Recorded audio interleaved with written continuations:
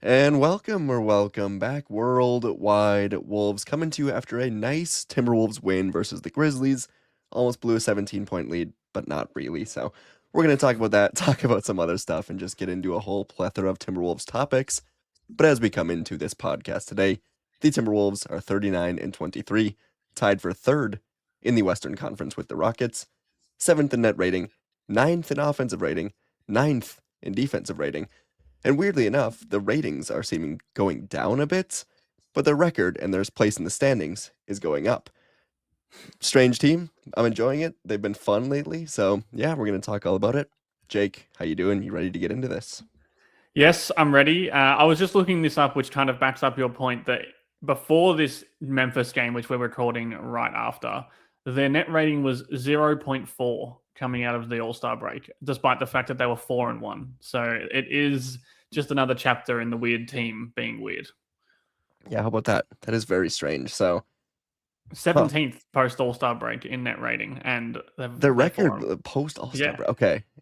yeah. Really? So that's, I Was mean, that I six think that games? that's from 5 games. That's before the Memphis game. I think that would have went up after the Memphis Aren't they game like because 6-1 though? Like they've only lost one game since the All-Star break. I mean, they yeah, granted they lost by 100 points in that one loss, but they've only still. played 6 games though. They're 5-1, and Yeah. then they have the 2 wins before the All Star break. So there's 7 of their last 8. Yeah, and still the numbers aren't for some reason not lining up with that. Um, okay. Well, we're gonna get into all that and more, but let's start with the big, number one player here, Anthony Edwards, who does get 41 points tonight versus the Memphis Grizzlies. Seemed like the Wolves were more occupied with getting him to 40 than actually winning the game as it came down the stretch, but hey, whatever. They won. We're just gonna get all into it. But Jake, if I gave you an MVP ballot right now, if I handed one over to you, and it just said off the top of your head, rank the MVPs. How many players do you realistically go before you get to Anthony Edwards personally? Well, I'm obviously a big Anthony Edwards fan, but a big believer in players near the top. Like if you're splitting hairs between players, I think record does matter. So as long as the Wolves are the 4th seed right now, tied for the Tied for third third seed. seed. Yeah, Yep. tied for Okay. the 3rd seed. I'll say again, those Rockets matchups are going to be huge. Yep. But I would say Shea, Jokic in whatever order you prefer. I think I would prefer Shea, not as a player, but as an Right. Right. Right. MVP. And then I don't know, Ant. Yeah, Like, that's kind of where I'm at. I feel like he is in, at least there's like a clutch of players in that discussion for the 3rd spot. Like Cade would probably be in there again. I value records. Who else is an option? Luca, I guess, but not really.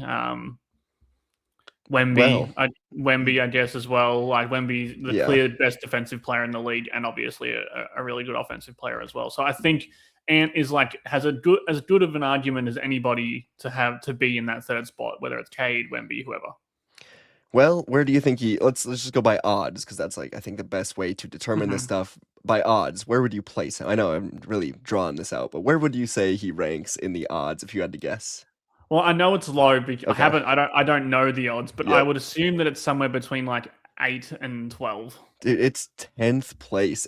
I can't believe it. There's Yeah, that's SGA insane. 1, Jokic 2, Cade 3, Wemby 4, So Jalen all of Brown those I 5 think are reason. Yeah, all of those I think were reasonable. Like until I I would got to have Jalen Brown. yeah, until Jalen Brown, who obviously Boston are having a really great season as Yeah. well. But But like I think you give that they're in the MVP East award to the too. coach, not to Jalen Brown. But hey, that's Like, just are me. you telling me the 39 and 23 Wolves wouldn't be better than 41 and 20 in the East? Oh my God. Dude. You And we're not know, even at like Ant though. We still have Luca after Brown, then Donovan Mitchell, and then Jalen Brunson. And I know Mitchell and Brunson and Luca's they're having fine years. Luca's leading the league in scoring. Come on. And Ant comes in Luca, after Brunson yeah, there. Luca, you That's can make an crazy. argument. I love Donovan Mitchell. He's not better than Ant. No. I don't love Jalen Brunson. He's not better than Ant. There's no. I don't really see the argument for either of those two because record doesn't really matter for those two either. Yeah, and I try to just like go through the reasons of what could it be. And as of right now, maybe it went up after this game, but Anthony Edwards is third in scoring. The Wolves are tied for third in the West. Anthony Edwards has the most 40-point games. And when you look at his team, the entire NBA media landscape thinks Rudy Gobert sucks. They think Julius sucks. No one cares about Jaden McDaniels. It's not like he's got this stacked team according to the media. So I don't get it. His on off, like his on off Yeah, but stats, it is Jalen yep, Brown, yep, yeah, exactly. Jalen Jalen, Brown's they're like a like negative 8 points. 15 Yeah, on off. yeah, they're like 8 points better So when he's off that's the where you lose floor. me if you're like, well, his on off is negative 0.7. It's like He's also the nobody best. cares. He's also the best clutch player in the league. Yeah. So He, why is he 10th? yeah, I don't get it at all. and it doesn't make sense also because He's played a lot of like, games too. and the league loves Anthony Edwards. You know what I mean? Like, He just like won it's not All-Star like he's MVP. Like, yeah, it's not like he's a Rudy Gobert that people don't like. Like, I feel like it's just been weird. It has been weird. And maybe it's because the Wolves are just a bit of, people only skim past their games if you're not watching them, if you're not really religiously watching the sport. I don't know. I can't really answer that question. maybe you could say the same for the Pistons, man. I know they're first in the East, but like, it's crazy. Yeah. And Cade is third. It's just, no. I'd Yeah. put Anthony Edwards third, and I don't understand at all. But the on-off thing, it's an interesting thing just to like maybe move away from the MVP conversation and talk about that on its own. Obviously, Anthony Edwards is by far the best player on this team, but if you just go by like on-off rating for the starters, Dante's a plus 10.8, Rudy's a plus 8.5, Jaden is a plus 6.0, even Randall's a plus 0.4, and Ant is a negative 0.7. So I guess I'll ask you a simple question of why? Why is that, do you think? Yeah, I don't know. I think some of it is, some of it's obviously Ant's play style, like the way, he has to shoulder some of the blame there. I also think if you play a lot of minutes, like the Wolves had such a bad bench for such a long time. So I think the players who are playing the most minutes do suffer from that. Like I think there was a lot of lineups early in the season that he was kind of trying to prop them up, and I don't think he was doing a great job of it. But I also don't think it was like a very reasonable task to ask him to, prop up these Mike Bones, TJ Shannon and Nas Dillingham, lineups. Yeah. Like there was so many negatives. Like Bones hasn't been for the season, but Rob, TJ, and Mike have all been like massive negatives when they've been on the floor every single minute they've played this season. So I think he was trying to kind of combat that. I'm trying to get the numbers up, but NBA.com is the worst website in the world at the moment. God, it's the worst. Yeah, it just takes so long to load everything. But I know for a fact, here we go. So in the last 15 games, like the Ants net rating is not that good.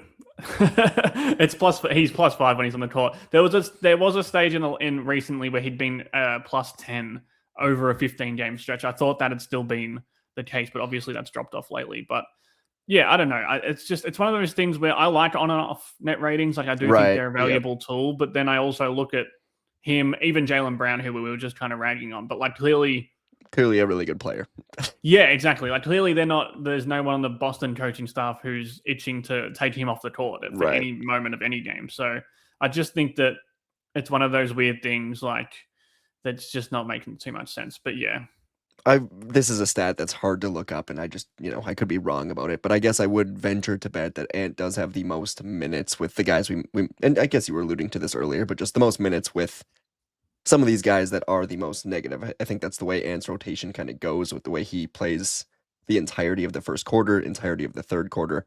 Might just get more run with these, really negative players. It's mean to say, but a few of them are just really negative, and they have been pretty much cut from the rotation. So good, and we hope to see those numbers go up. And to me, like that's the biggest, just to pivot on this a little bit away from Ant, but that's the biggest like area of optimism that I have is I don't think TJ Shannon should be getting any minutes at the end of this season. Like I've kind of given up on him. Obviously, Dillingham's not going to. It doesn't seem like Conley is going to be a regular in the rotation. Those three guys have just been huge kind of anchors around the neck of this team. As unfortunate as it is, like we hoped that TJ would be really good this season. We wanted Dillingham to be good, just period. This team kind of needed him to be. And Mike Conley's a fan favorite and always will be a favorite, I guess, of the fans of this fan base. But yeah, like you play a lot of minutes with those guys, your numbers don't look good. That's just been a fact for everyone on the court this season. So I wonder if this starts to perk up a little bit, or if we kind of see Ant stay on that trend. These numbers that I have are wrong, by the way, because it says that Io DeSumo has only played one game, so they're obviously not Nice. updated. Again, NBA.com is a terrible website, but For what it's worth, just like isolated by themselves, I went over the starters, but Conley on off is a negative 8.2. Jalen Clark is actually, let's see, Jalen Clark is actually a plus 1.6, but yeah, he's been a plus all season. Like I yeah, think the defense is always quite good when Jalen's on the floor, and the offense is like really unsustainably bad, but it kind of works out to Dillingham be a plus. was minus 7.9, and TJ Shannon, oh my God, minus Yeah, yeah. 20.6. Yeah, and like I'll go through some lineup pairings here. So Ant without Conley on the floor for the season is a plus 9.3. Ant with Conley is a minus 9. So that's an 18-point Anthony swing. Edwards. It's an Anthony Edwards fault thing, I think, actually. Yeah, you go through. Let's say let's go TJ. Ant without TJ plus 6.3. Ant with TJ a minus 11.3. We'll go one more. We'll go Rob. Is he still on here? No, they haven't killed him off yet. Ant without Rob is plus 5.1. Ant with Rob is plus 0.8. Shout out Rob. Defensive rating of 95 in those minutes. So. Yeah, before the season, we were saying if Rob and Ant can be a positive pairing, good things to come. And look at that. Yeah. So I do think that, like the more minutes he plays with better players, the better he will look. And to be fair, Ant with like Io so far has been a minus 4.5. I think that's getting better. I think we probably should talk I think about the two Io. horrible Io, like the two horrible games the Wolves played when Io first got here, are really affecting his numbers for now. Yeah. I thought just to pivot to Io, I thought he was really fun in today's game against Memphis and really fun in the Denver game as well. So I think he's starting to integrate himself in a little bit better. Yeah, 14 points tonight, 4 assists, 3 rebounds, and that one play behind the back going in for the layup was really nice. And just when he got here, there was a few games where it was like everyone in the lineup would be positive, and then he would be the only red negative, and it was like that was also kind of the thing in Chicago. So it was like maybe he's just kind of not good, but no, I think he's starting to settle in here, starting to settle into a completely different team, a team that's going to really rely on his pace, really rely on his bench scoring, and he's playing, I mean, a lot of minutes. When he was playing in Chicago, he was getting, I think, 28 per game, and I honestly thought, hey, okay, that's a lot. I would expect 22, 23, 24, but they've just got a lot more good players here at the Wolves, but no, he seems to be playing pretty consistently, 27, 28, maybe the numbers don't fully back that up, but at least tonight he got up there, so yeah, I'm 28 intrigued. 28 and a half against Memphis. And it just felt like he was on the court like a lot. That sounds stupid, but it felt like every time things were happening, he was out there, even though his plus minus wasn't very good in this game again. Typical. And some players are like that, like Dante DiVincenzo, who we both like. Like I don't think he had a great game against Memphis. I thought the hustle stuff that he always has was there, but 1 of 5 from 3, had 7 points. He was a plus 21. That's and he's always like that, Dante. Like that's why I think you said he had a net rating of plus 10 on the season. Yeah. Like he's just one of those like guys the best in the league. Yeah, he's one of those guys who just drives winning from a statistical standpoint. So yeah, I don't know. I try not to get too like it's a good tool to have, but I try not to get too bogged down in it because there's just so many anomalies with these numbers. Yeah, it's tough because like I love a good number, right? I love a good stat, and I love a good all-encompassing stat. But especially with basketball, man, it's tough to find a really good one just because there's so much it relies upon every player on the court. It's just, I mean, it's tough, and I try to hopefully find a good one here. But no, I mean, when Anthony Edwards is the worst starter in net rating, it's probably not extremely telling because he's the best player on the court all the time. So yeah, I don't know. And I do think there is an element where like feel is important. How you feel watching the game, I don't think, and I'm the same. I like a stat, and I think the stat that encompasses like everything, just gives you a number to talk about. They're useful, but it's also like there's clearly flaws in them. Yeah, and there's context to go with all of it, but for sure. I guess let's stick around on the bench here. Kyle Anderson, SloMo, welcome back. I didn't expect this. I guess I don't know. There's like 30 times a year where it's like this guy might get bought out and returned to the team, and then it just never happens. And I think with Kyle Anderson 2 weeks ago, I was like, oh, he might get bought out. It's like, okay, maybe, but it actually happened. They actually brought back Kyle Anderson. And Yeah. I mean, last week, Jake, we did the playoff rotation experiment where we kind of thought, what's a playoff rotation with the 8 guys they have after DeSumo, and collectively we gave 0 minutes to Kyle Anderson. What the heck? They had this guy, and he plays, I think, 13 minutes. They actually put him back in, so it might have gone up to 14. But either way, Kyle Anderson's back. He played a significant role, Mhm. and I think he played more than Bones. So I guess my question going forward is Kyle Anderson, the 8th guy in this rotation and a solidified part of this Timberwolves rotation. Before we get into whether or not we want that, I guess I'll just ask, is he, do you think? Yeah, I think he is. I think if we know anything about Chris Finch, it's that he does trust the guys he trusts, and SloMo has proven in better seasons than this one that he can be trusted, or that he has the trust of Chris Finch. So yeah, I just think in a playoff setting, if this was a playoff game for second round tonight, I think the odds of SloMo being in the rotation are higher than Bones, or better than Bones. So yeah, if we want to get, how do you feel about this? Like, do you like this move? Do you like, and the move contextualizing this with, do you like it in terms of like he plays 15 minutes a game now, or he plays 10 to 15 or something in that range? I don't really know, to be honest. I mean, I like this bench unit right now, at least what they've got going with Bones, Io, Nas. I like the speed they play with. I like the athleticism they've got going on. In a small sample size, those 3 are a pretty significant negative net rating, but of course the 2 terrible games. So, I don't know, the Kyle Anderson thing, it is a Chris Finch crutch. It's like, all right, you can't play Mike Conley, Chris, but we'll go get this guy for you. All right, you just calm down. We'll go get Kyle Anderson. You can play him instead. And yeah, you said it correctly. He trusts who he trusts, and that's just kind of the way he is. Um, I think the players really seem to trust him. Rudy Gobert made the comments today in media. Dane Moore put this on Twitter, just that they asked Rudy about Kyle, like, what does he bring to the team? And Rudy was like, he passes the ball to me. He passes the ball to my teammates in like a joking manner or whatever. But then today, I think there were 3, 4 different plays where Rudy was visibly frustrated that he wouldn't get the ball down low when Mhm. guys had it, if guard was on him, and Rudy's clapping his hands. You can probably hear it in the top row, and they just won't give him the ball. It's like, no wonder he said it. So, yeah, I mean, the players like him, the coach likes him. He's going to get minutes. I guess I'm gonna defer a lot of judgment to the guys on the court and the coaching staff, but me personally, I don't love it.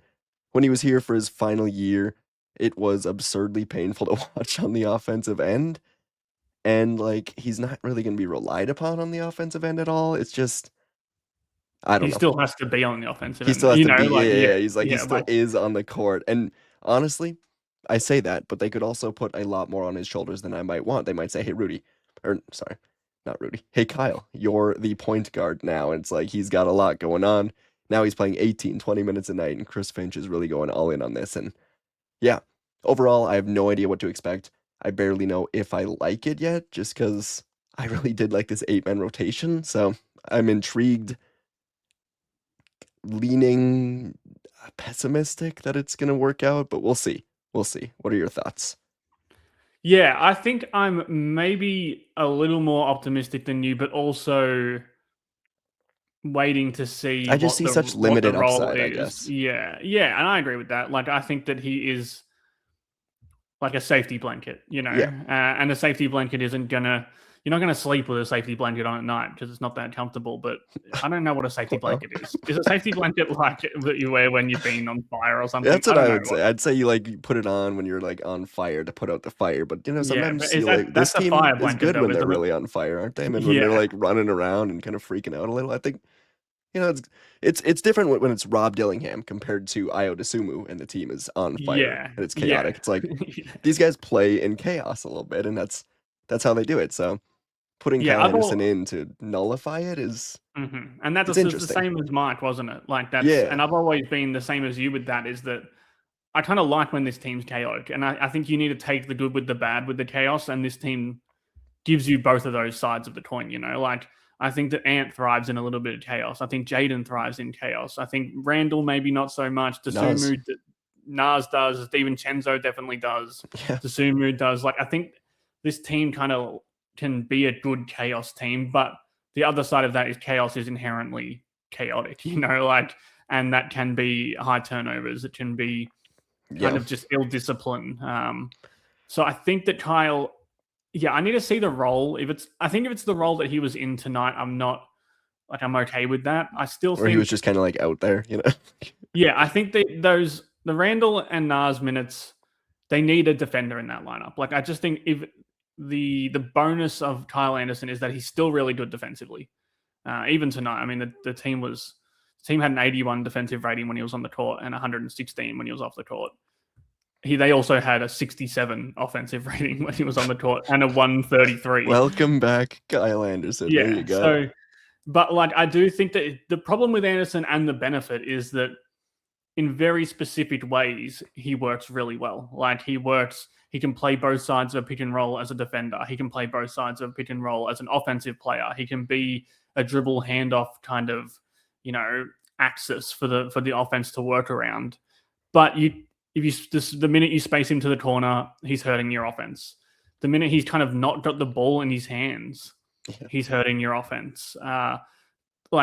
He can't really play with Gobert. He played with him a lot in this game, but I don't think that's going to work. I don't think it's going to work for the same reason that, like with Randle, for the same reason, because Randle wants the ball. Randle wants to be the axis that everyone revolves around. Like he can't space to the corner. So I just don't know where they're going to fit him in, even if I do think that they need his defensive mindedness, the switchability, the versatility defensively. I think that's all. Like they need a bigger body who can defend. He can defend fives, he can defend fours, he can defend threes. I think he's very close to like a 1 to 5 defender, because even faster guys, he just seems to like throw his long arms out and get a steal. And he's still been good defensively in his limited minutes this season. But how much can you extract out of that defense without hurting the offense, which is like blatantly this team's identity, is that they're very good offensively.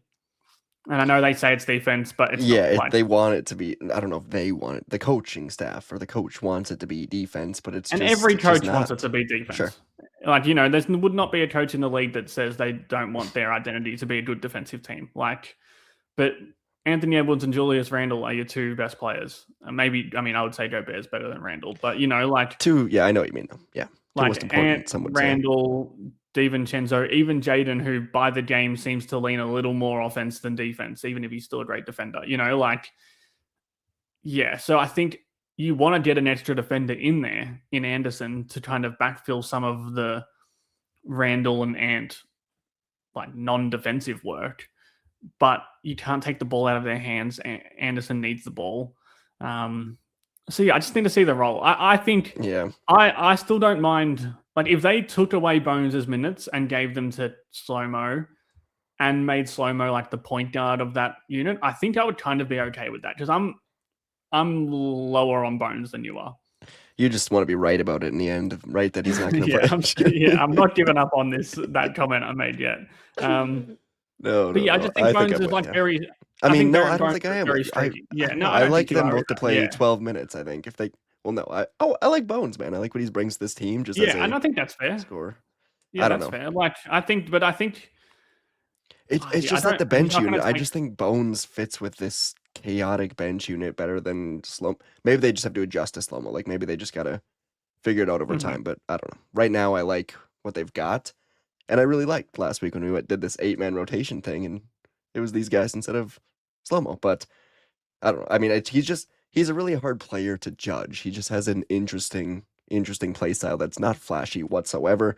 The defense, I mean, everything is just so weird, weird with him. So, and that's that's kind of what I'm getting at, is that he's so weird that he only works in very specific ways.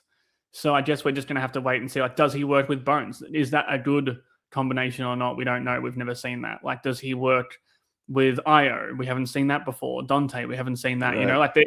He's obviously played for this team before, but it's not the same team. He's never played with Randle.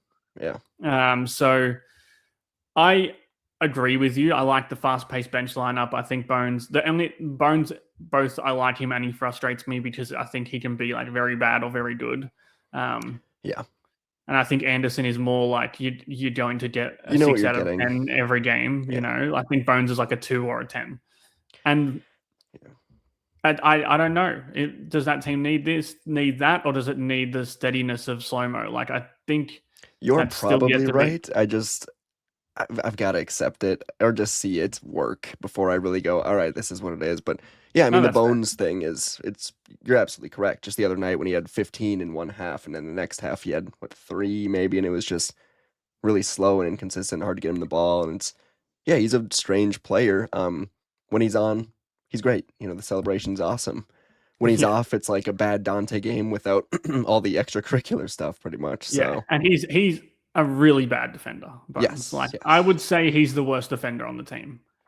Yeah, I Um, mean, and he just yeah. gets lost in coverages so Doesn't have the often. size. Like at least Julius Randle's got the physicality to go with it. But Yeah, yeah, yeah, and I think Randall understands what's like what schemes and stuff they're he meant to just be in. doesn't He really just do does, it much. Yeah, yeah, yeah, he just doesn't really try. But I think Bones tries. yeah. Like I don't think Bones is an unwilling defender. He's just small and like has a low I basketball mean, IQ on again, defense. he's like I've made this comparison before, but it's like if Rob Dillingham was good, kind of, or if Rob Dillingham was Yeah, playable, it's exactly. just Yeah, Bones yeah, Highland.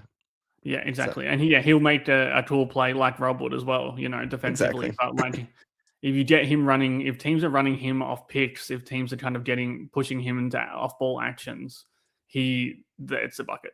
Like it's just a bucket every time. Yeah, And that was very much the case tonight. But I don't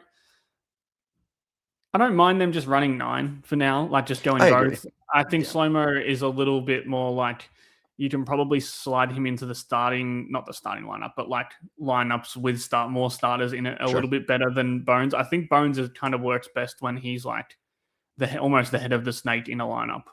The guy who's going to push the pace, who has the ball in his hands a lot. I don't like the Bones and Ant combination at all. Just because Bones kind of, yeah, I just feel like he needs the ball to be good, which SloMo kind of Yeah, does too. But at least if he has 0 field goals like he did in this game, you kind of expect that he's going to do some stuff defensively. Where Bones, I think you want him to have the ball, because he's not going to provide any value really if you don't let him cook. yeah. Bones without Ant is a plus 8.3, with Ant a minus 1.9, and I mean a Yeah, that significant feels amount like of that minutes to for me. both those. Yeah, So yeah. I just think that interesting. anyone who's taking the ball out of Ant's hands as a Yeah, ball, like as a guard, I just don't think that really works, especially when it's Bones Highland. But like, yeah, I'm willing to see. I think the defensive versatility is really important. Like, I just think this team is not that good on defense a lot of the time, and I think SloMo is a very, very good defender and a very versatile defender who can slide into different lineups, not as like a purely break glass in case of emergency guy, but more of like we're just not doing something specific on safety defense in blanket this kind game. of. Yeah, Yeah, yeah, fire safety blanket. yeah. I mean, maybe it's just the really good uniforms they've got on, the black trees, but he does look slimmer and a bit quicker too. I mean, Yeah, I don't know. He the looks. black trees are so good. Like I know we Oh, they're don't the talk about, best. they're Yeah. so good. I'm not even a Every jersey play, guy, but like, oh my god, best every uniforms. player looks great Yeah, in them. yeah. Like I was watching Kyle Anderson tonight, and I was like, I can see it. Just He maybe doesn't. it was just the He doesn't jerseys. suit number 12 though. He's What not was a he number before? I 12. don't know numbers at He, all. well, What was he he was before? he was 5, and then he was Mm, 1. Him and Ant swapped numbers. come on, Ant, give it back to him. At least even who's number 1 on this team? There is a number 1. Is it Shannon? No, he's 0, right? I don't have any. I don't know numbers. This is not my People are topic. people are screaming at us I right know. now. I'm sorry. I just don't care about numbers. I got an Anthony Edwards 1 jersey behind me. I don't even care. Is it Bones? Is it? I really don't know. I think that's just gonna annoy me. Tell me another topic that you want to Yeah, talk yeah, yeah, I about got while I look this up. you. I think we got to talk a little bit about Julius Randle, and I thought he was gonna be. I mean, I've been itching to talk about Julius Randle a little bit, so this is gonna be good. 30 minutes in, but just That's he's in. TJ Shannon, by the way. Hey, I was right. Yeah, you were right. All right, I do know numbers. Anyways, Julius Randle. I just kind of took these numbers since the horrific 5-game losing streak the Wolves had, where we all thought the world was ending and this team was going to implode. Trade Julius, trade Ant, trade everyone. Since that 5-game losing streak, the Wolves are actually now 12-4, 8th in offensive rating, 11th in defensive rating, 12th in net, which again, Doesn't make sense considering they're 12-4, but still. Julius Randle, I think, is the most interesting player to talk about during that stretch. He is 6th on the Wolves in plus minus, behind the other 4 starters, and Naz Reid. Of the 159 players shooting at least 4 threes per game in that 16-game stretch, Randle is 149th out of 159 shooting the 3, and out of the 97 players shooting at least 7 twos per game, Randle is 43rd out of 97, so not even that great on the 2-pointers, which he is, it's kind of his bread and butter, but man, Julius Randle shooting the ball after starting the season scorching hot, just like unbelievably hot. And I think he's still kind of riding that wave a little bit. He's been horrible, just downright terrible shooting the ball. So I'm really like, what's going to happen from here? Because if you remember last year going down after the All-Star break towards the playoffs, Randle was elite, like very clearly up there with Ants, just performing great every night. Right now, I'd put a few players ahead of him for sure, just who I trust the most and who is playing the best. So yeah, I'm interested. The usage is like the usage percentage is consistently on a downward slope with him. So yeah, I wonder where he's at with all of this and just like how he's handling the maybe lesser role while also handling the decrease in stats at the same time, if it's mentally getting to him a bit. And obviously defensively, he's just not very good. So not making up for it on that end. On Julius Randle, what's your, I guess, broad take of these last few weeks, couple months? Yeah, I'll add one stat to your very good stats there that I liked a lot. Thanks. Yep. Is that since the start of November, so the season starts at the end of October. Oh, gosh.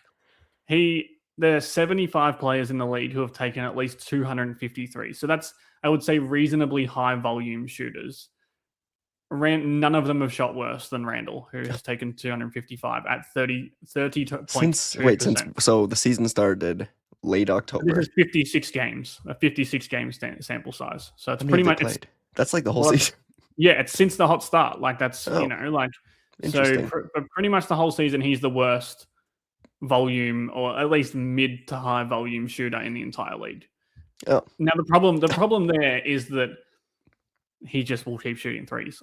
Like I actually thought Randle was good against Denver, better than it seemed like the consensus was. I thought he did a lot of things that were better than his box score, which isn't always a Julius thing. I often think his box score kind of is exactly how he played. Yeah, or makes him even better. Like he'll always have 23, 10, and a 7 or something. Like, and I also think he was pretty good in this game against Memphis. Like, especially in the second half, I thought he was. Yeah, that's actually why I wanted to talk about him, I guess, just because tonight we saw mostly what you want to see from him. So. Yeah, and I think it's just weird. He just like. Him and Ann are just not a good combination. I think I'm pretty much just there on that I just think their games are so similar in terms of like their flaws of their game are similar. Yep. The worst part about Ant is that he's bad on defense. The worst part about Randle is that he's bad on defense. Like the second worst part about Ant is that he can kind of get stuck in isolation ball too much. The second worst part of Randle is that he gets stuck in isolation. That's my issue with it, is I just think that when either one of them isn't on the floor, like I like Randle a lot more when Ant's not on the floor. I just don't really. I'm kind of over it. Like, I agree, which is unfortunate because like he's not going anywhere. Yeah, and they're going for a title run. Yeah, and I think saying you're over it sounds worse for Randle maybe than it actually is. I just think it's like, because he's still obviously a good basketball player, like he's a good NBA player. He's averaging, what's he averaging? 22, 21, 7, and 5.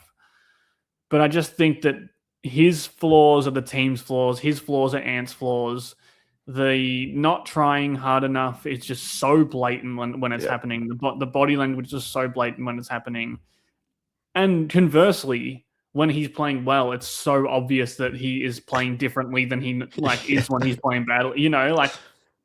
Like if you're comparing it to Ant, which I don't like comparing the two because they're different levels of player, but like they're so different. But like it's like you say I agree they're different, but then you bring up their strengths and the flaws. It's like, oh, they're the same, but they're so different. Yeah, but when Ant's flaws are obvious, I don't think you get the bad body language with it. I don't think you get the like And he's blatantly. also scoring like 40 Yeah, and on like great shooting. I've said before, Ant dribbling 17 times usually leads to a bucket. It's not a fun way to watch basketball, but he's good at it.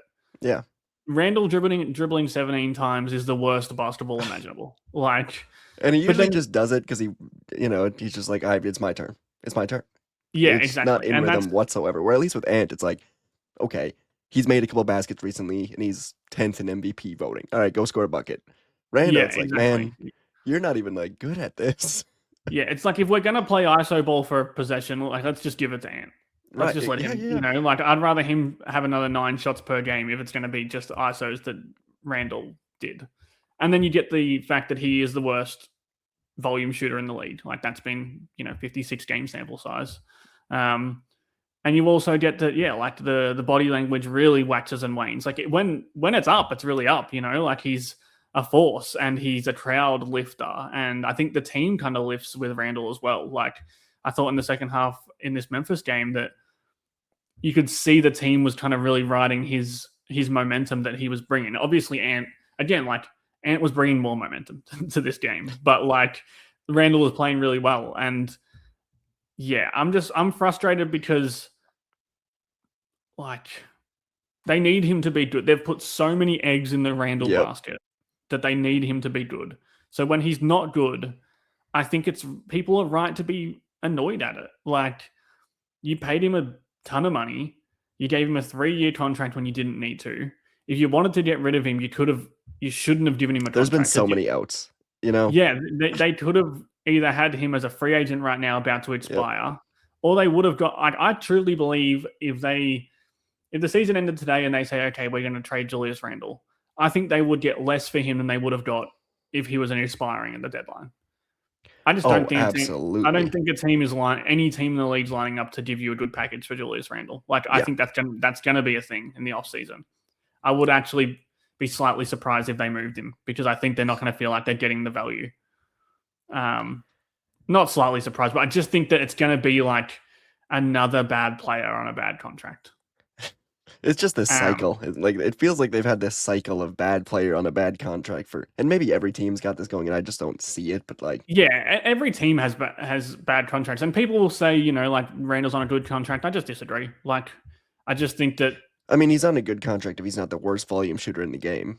Yeah, I think he's on a good well contract if he was a number like 1 option or like a really reliable number 2 option. But the fact that we're talking every episode about how inconsistent he is, how and it's like, everyone's can we get Jaden and Nas more looks instead exactly of this? Yeah. and he's actively kind of, and it's not his fault. I think that he's actively it feels like he's actively standing in the way of like the next iteration of this because team. That's not his exactly. fault. What is he, 30? I mean, he's not to be like this. I don't know. He's 31, and we're all looking at this like, okay, and Jaden and Nas is the next era, and we're also like, okay, Nas is the favorite for 6th man of the year, and he just doesn't play with these guys that much. Yeah. So it's that's the odd. thing. I think that's what makes everyone kind of go so crazy about the Randall stuff is that like everyone's a little impatient as soon as things don't feel like they're going really well. Like when we're in these lulls of the season, I think everyone just kind of feels like, well, we've got this guy. We know we're not going to have him long term. We know who his replacement is. We know that there's this synergy between like the youngish core of Ant McDaniels and Nas, and we're all just kind of waiting around for that moment to happen next season or whenever it does. Like, and I think sometimes we let that get in the way of like, even when Randall's playing kind of well, like, because we're all just like, well, right. We know this is like this inevitable clock is ticking. The sand is going down in the hourglass for the Randall era.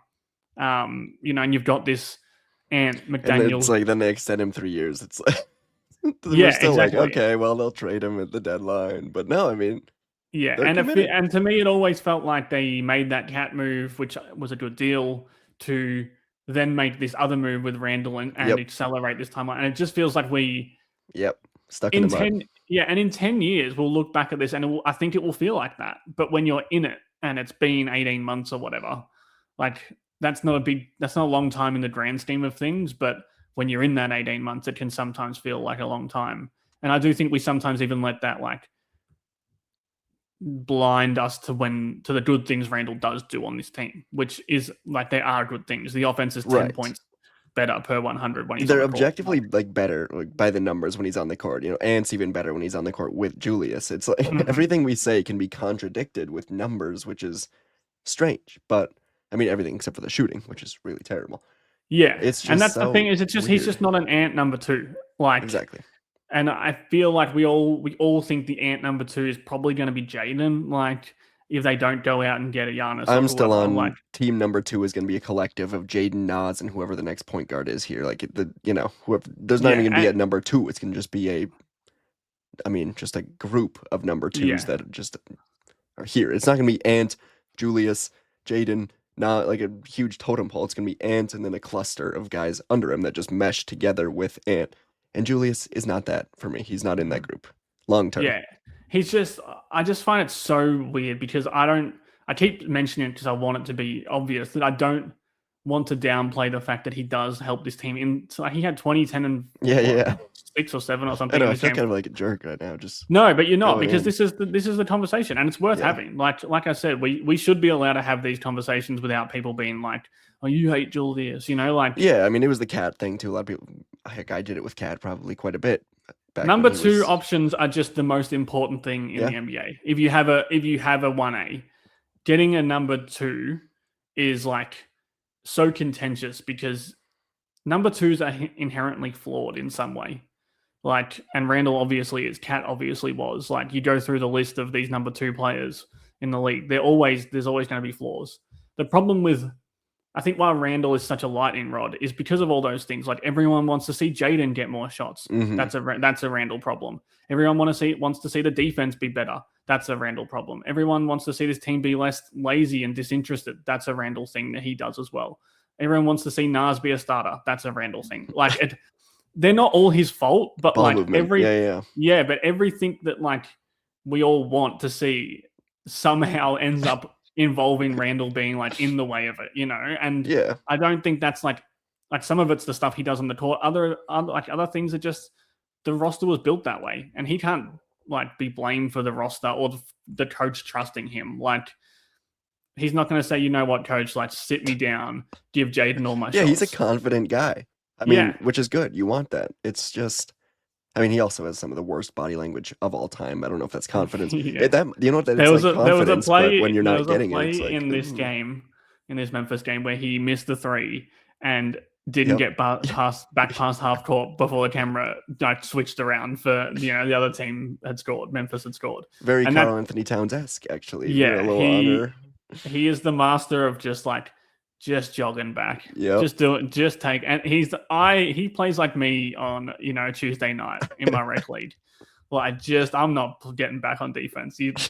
Call me when the ball's coming back up this Right, end of right, the right. court. Let me get an easy two or something. Oh Yeah, man. yeah. I'm spotting up in the corner to brick a three. I mean, there's four guys on the court covering him that are gonna be running around really fast, closing out on guys. So what does he need to get back for? Really, he'd just be Yeah. getting in the way. It's And Ant's the whatever. same. I mean, and Ant can do It's the the same same. things. And that's the problem is like, you have to, people will be like, well, Ant does this and Ant has these problems. That is very true. And he deserves the criticism for it. You have to be able to take the Ant stuff because he can score 41 points on, Yeah. 8 times in a season. You can't have and two players doing that and have one of them be just significantly worse on yeah, offense when he's like sharing we the court want, with the other guy. yeah, we want Ant to be better at all these things. And Yeah. he gets hit pieces written about him every 3 weeks. Like, but like, you have to be significantly better than Randall if you're going to have those flaws in your game. And he is, yeah. Yeah, and Ant is, like, and even and then, I mean, Ant if you look just up the list I referenced earlier, the MVP list, it's like, are all these guys great two-way players? No, Jokic sucks. Luka, Brunson. I don't. It's just like none of these, or some of these guys are just not, the most elite defensive players. And we've mentioned this 1,000 times.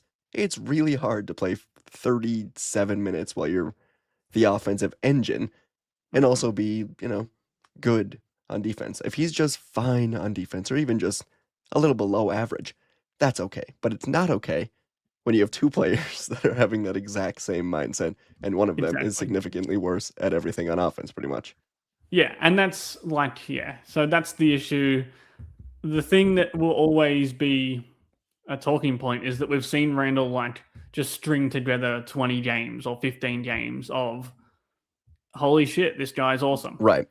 So if you get those 15 games at the right time, it can really springboard you into like a Western Conference Finals, like we saw last season. That's very much a possibility again this season. So like I think I said this last episode, you kind of just hold on to the roller coaster and hope that you get the good Randle at the right time. And we're not getting the good Randle right now. So maybe that means, in a month we start to get it, and that would be a good thing. For what it's worth, when they do play the Thunder in the playoffs, we've mentioned this a few times, but it's not Randall's best matchup by any means. In the 9 games since joining the Wolves, Randle has averaged 15.6 points, 6.2 rebounds, 3.9 assists, 52.3% true shooting, 38.6 on twos only, and 3.2 turnovers per game. He's made 3 field goals or fewer and shot 20% or worse in 4 of the 9 games. That's from Carson Breber on Twitter a few days ago. That's depressing. Yeah, maybe the worst matchup in the NBA for like a number 2 option, and they'll probably have to get through OKC to do anything.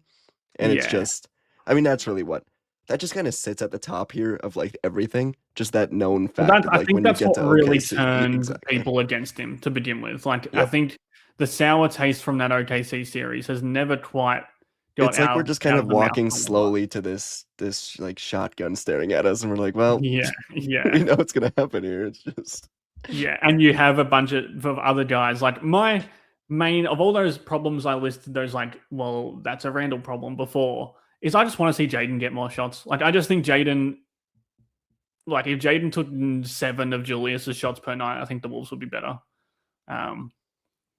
I just think he's ready for that, and I think it's more fun to watch. It's more fun to grow with this team as a fan. And there is an emotional part of that as like, for sure. fans like the players that they've kind of grown up with this team, Like I'm not denying that. I don't think that's a bad thing. Fans are allowed to fan.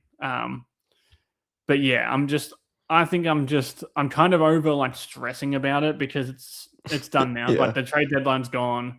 I'm just going to hope we see the best sort of Randall. I'm going to hope that Finch has a little bit more accountability with him in the playoffs if he's not playing well. I'm going to hope that maybe the Kyle Anderson minutes can help him defensively a little bit, cover some of those holes. Like I'm just going to hope for the best and see where that gets me. Yeah, it's a really great strategy, and it usually works out with this team. So yeah, I like that. Anyways, next topic. You got a next topic for me? Those I've gone through my big 3 topics, I suppose. Not really. I mean, at the start when we were talking about Ant, I wanted to just say that Ant's the second best scorer in the entire league. Like that's just not. Yeah. I think he's 3rd in points per game.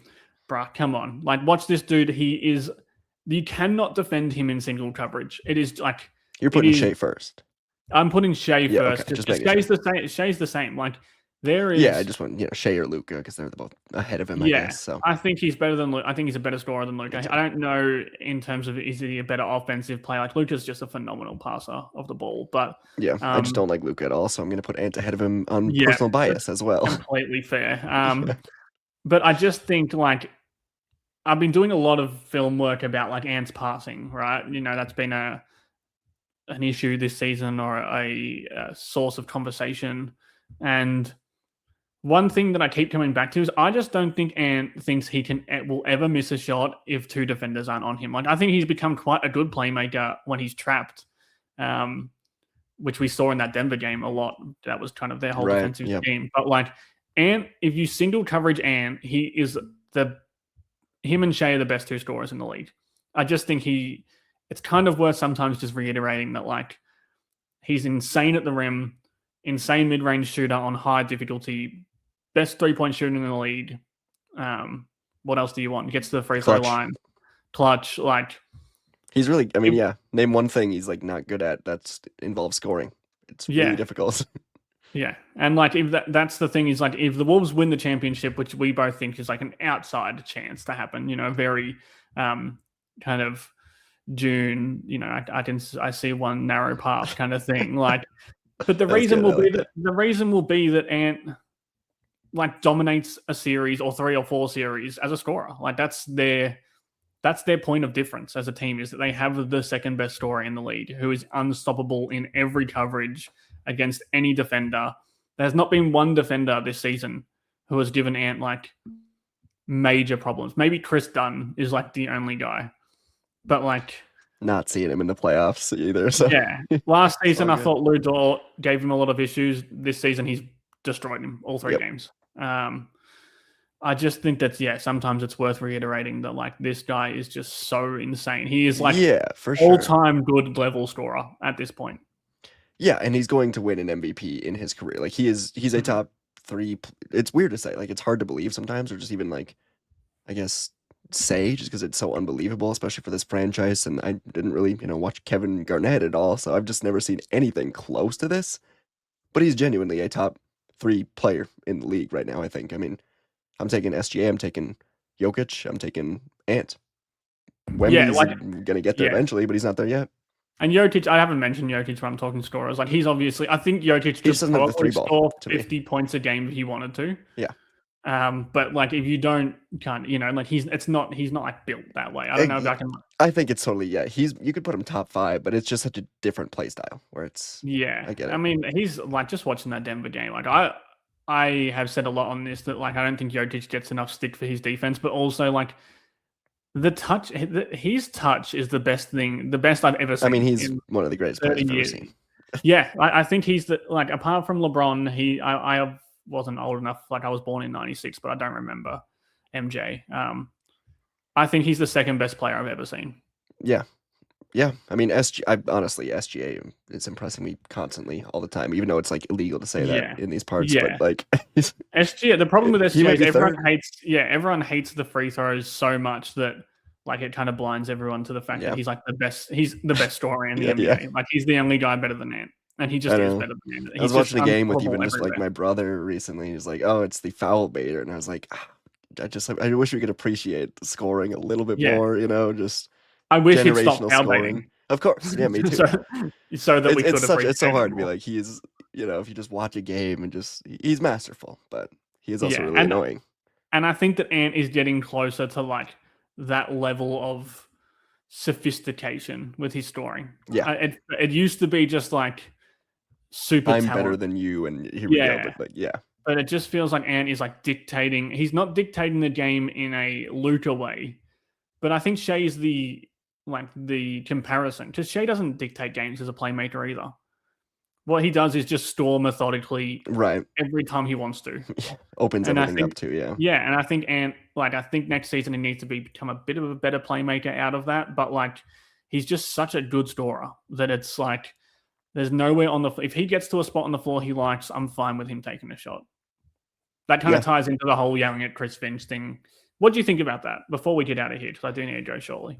I don't have it.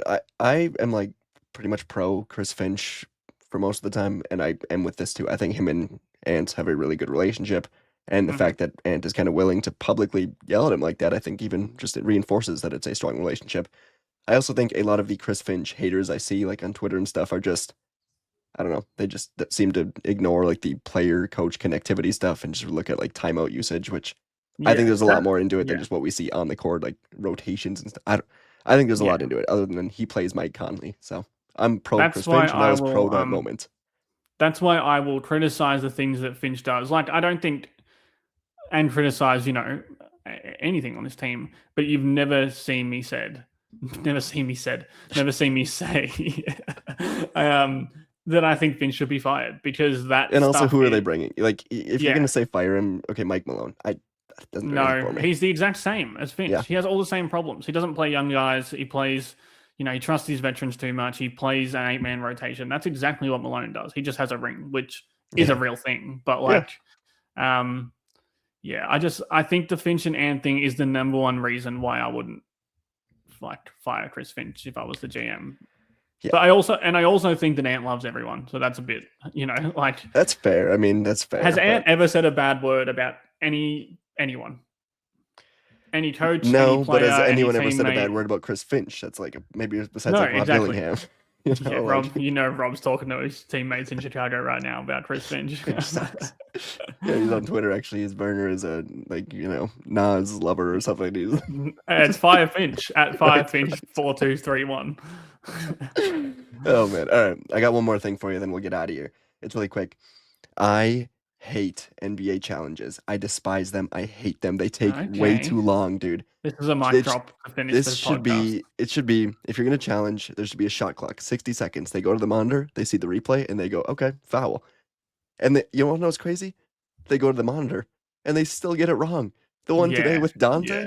Dante clearly whacked him on the arm before getting hit in the face. Flagrant against Jaden. I don't Dude. know what game it was, 2 or 3 games ago, where it was against Benedict Mathurin, where he just like jumped 7 foot sideways into McDaniels, who stood there, and then got a flagrant because someone tried to fight him after it. Like, We go to the monitor for 5 minutes. It's all 3 of these guys, and they come yeah. out with the wrong call anyway. It's just like, what?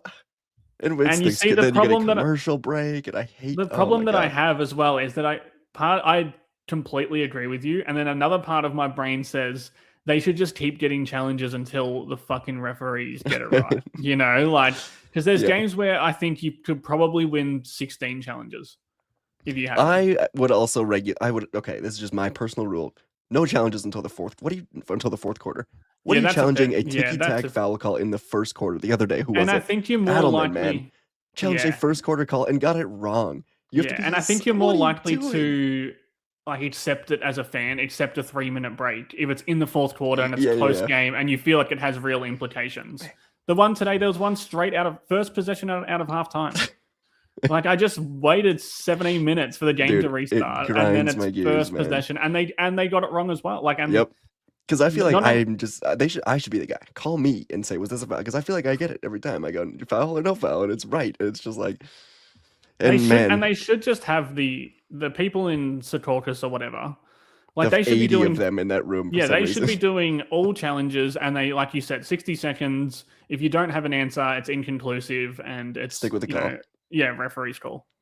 Dude, and oh man, just Hey, I did we just just take did came we to just me. fix the NBA? It came to me against Denver because it was first quarter, and they fouled Rudy Gobert. Okay, Rudy Gobert is going to the line. Yeah, He's gonna dumbass. miss both anyways. Yeah, dumbass challenge, man. Man, And then Finch had a bad one as well in that game. Finch, yeah, because they've got the Finch's guy one that's to- whole job is to be like, you have to challenge this, and they get it wrong. It's like, oh my yeah. god. Oh man, that would be a stressful job though. Yeah, you have Especially 8 when the seconds. whole and the yeah. whole arena's looking at Rudy's you like, like, "Ah." yeah, Ant's twirling his finger. Bones He is made freaking out. Yep. Ant could get you fired in a second if he wanted to. Oh, it's so good. I despise challenges, but yeah, they're good, I guess, in the fourth quarter. So that's my rule. I like that. I'm going to keep that in mind. Next time there's a dumb challenge, I'll think of you. First quarter challenge, man. What? Just okay. You should fire Adelman because of that. Honestly, just get him out there. Anyways, If we're just venting at what we hate, I hate charge calls. just in general, I just don't think you should get reward. I mean, I'm talking a charge, not an offensive foul. I'm talking stand in front of someone with your hands on your balls, and just fall down. Like, it's not because that's you're not smaller defense. than because That's not defense. Was it Gabe Try and Vincent, Anthony Edwards? Was that? Yeah, was that him? try and get a stop, dude. Like, Yeah, especially the one that makes me think it was in that Denver game. Pass and crash fouls, ban them. If you've passed the ball and then someone jumps in front of you where you're kind of running and not looking, and then falls down because they got lightly touched, that's not an offensive foul. It makes me think of Jalen Brunson. I think Brunson does this all. I could be totally wrong. I feel like I've just seen him once. Any big man who takes charges, go to hell. Oh man, dude, any small guy. It's like small guy too, though. You're risking injury for yourself for like what? It's just. I can at least understand that, like, Jalen Brunson's not going to block Anthony Edwards or Gabe Vincent. You're about to get dunked on. Just stand there and hope you get a charge. Jalen Williams from the Thunder, the big one, J Will. I might hate that guy more than I hate Luke. You are 7 foot tall, dude. Stop taking charges. Put your hands up and get a block. Man, that whole OKC team is just a bunch of losers, man. He fits that team well. Yeah. And I like Jared McCain, but I hate him now. Yeah. OKC, sorry. He seems like a really joyful, happy guy, but not anymore. Sorry. The thing that annoys me, I mean, we just spoke about it, but off the court, I kind of like Shea as well. Like, I kind of think he's pretty cool, but he's just like a bit of a corny, but yeah. He's just a bit of a square, isn't he? Like, on the court, he's a bit of a dweeb. Dude, oh my god, Chet is a cornball. Yeah, like they're perfectly like constructed, aren't they? Yeah. Even Hardenstein, I get just vibes of like this guy's probably a loser. Yeah, he'd take a charge too, 100%. Yep. Get The out of here coach with would this take a guy. charge. Hate that I guy. didn't grow up 5'11" to watch these 7 foot dudes taking charges. Yeah. Man, I'm 5'10". I thought maybe I'd be taller than you. It's tough. No, It's too bad. no. And if we were next to each other, I'd say I'm 6 foot. Can you dunk? No way, dude. I'm 30 years old with a bad back. I don't would know what tear 5'11's like. I'm only I 5'10", would so. tear every muscle in my body if I tried to dunk. I've But got could you I've got do the it? old Just I've kidding. got the full old man game now. Like I'm reverse pivoting. I'm jump stop onto pump fake, get you in the air, go under for a layup. Kyle I love Anderson. it. Yeah, that's how I play. That's why you like him so much. All right. I'm like Yeah. Bones Highland. No, I'm just kidding. Complete opposite. Slow and bad and can't shoot. But yeah. Yeah. I'd say All we right, just hit an hour, so let's wrap it up. Yeah, that's our usual end of podcast tangent. It's the best part. If you're still here, let us know. It's really just where we get on. I don't. Yeah, out of that's words. where we let our stupidity out in the last 8 minutes of a podcast. Exactly. All right. This was good. I'm not going to ask if you have anything else because who knows where this will go. So thanks everyone. Appreciate you, and yeah, should see you next week. Peace.